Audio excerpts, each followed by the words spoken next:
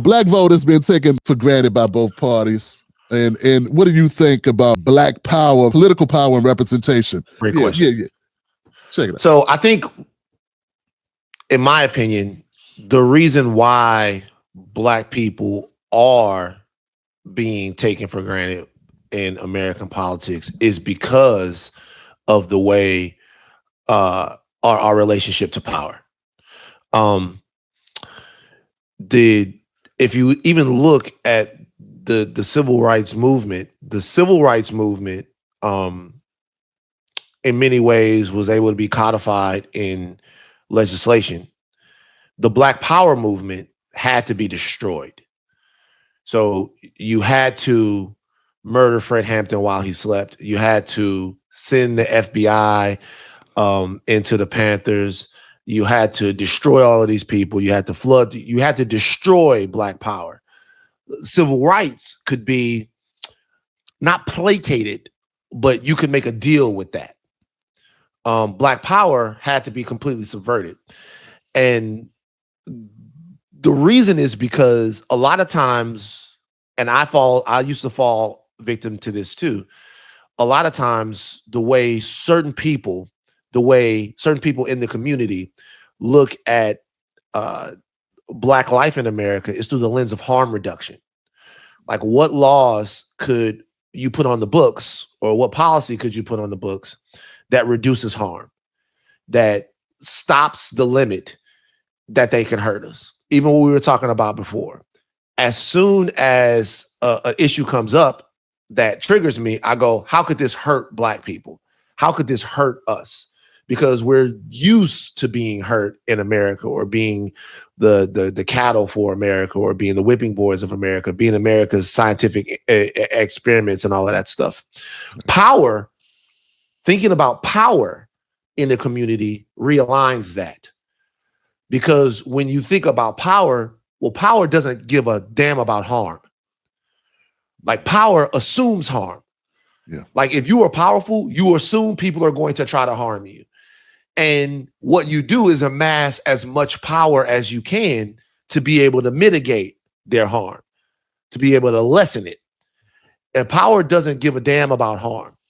Right. And I feel like part of the change in Black American political and economic thought has to be about amassing power so that harm is no longer such an albatross around our necks.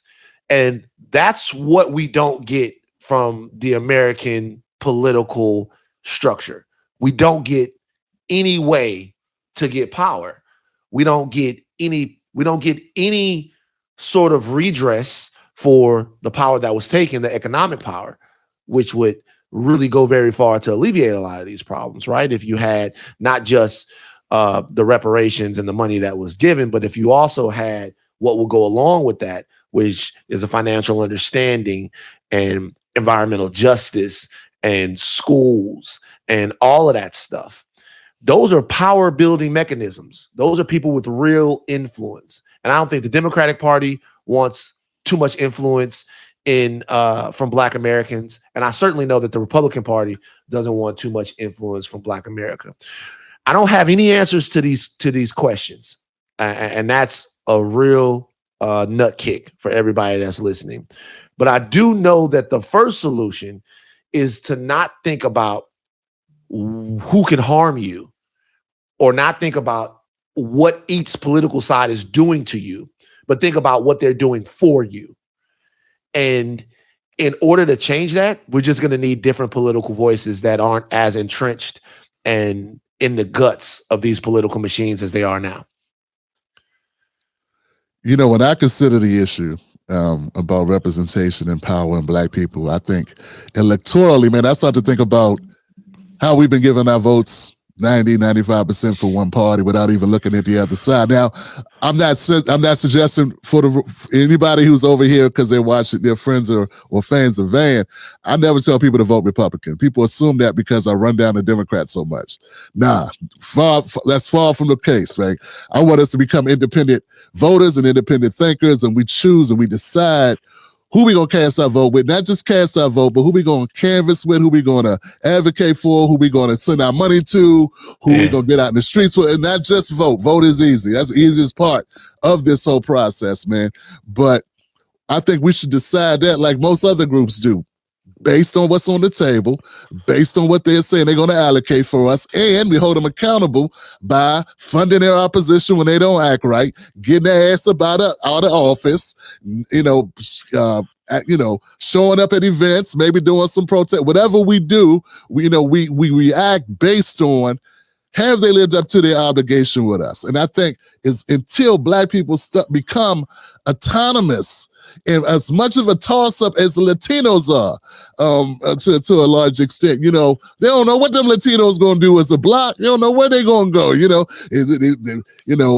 This time, a number of them went with Trump. That was crazy for a lot of Democrats. They couldn't even wrap their head around that.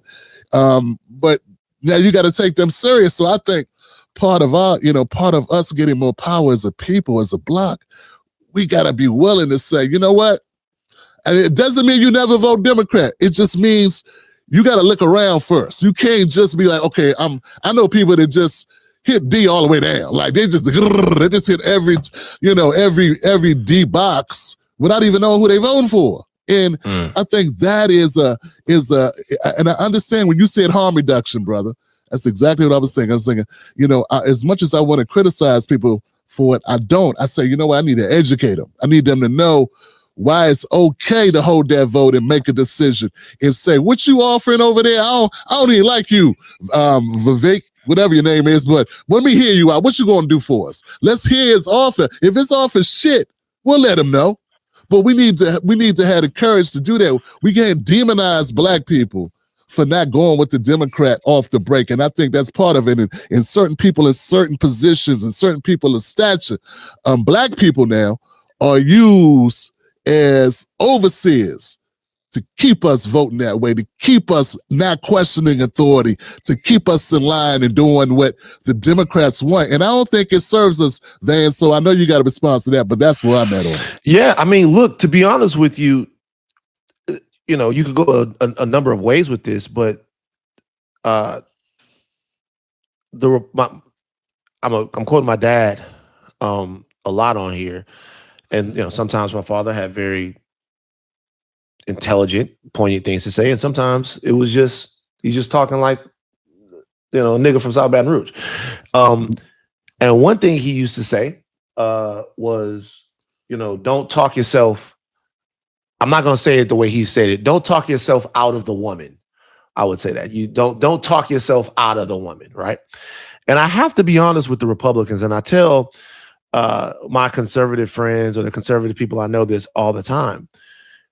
The Republicans make it really hard to vote for them. If you want to see the full conversation between me and Van Lathan, be here Friday, 8 p.m. Eastern Standard Time for the premiere. If you want to see it right now, go to jointimblack.com, become a member, and watch it immediately. That's right, it's bold, it's raw, and it's unfiltered. And you don't want to miss it. Cut the check. Perfect. You made it to the end of the video. I appreciate you. Now, Google thinks this next video is going to be perfect for you. It's right up your alley. So click the next video, watch that with me, and let's keep this politics going. You're built for this.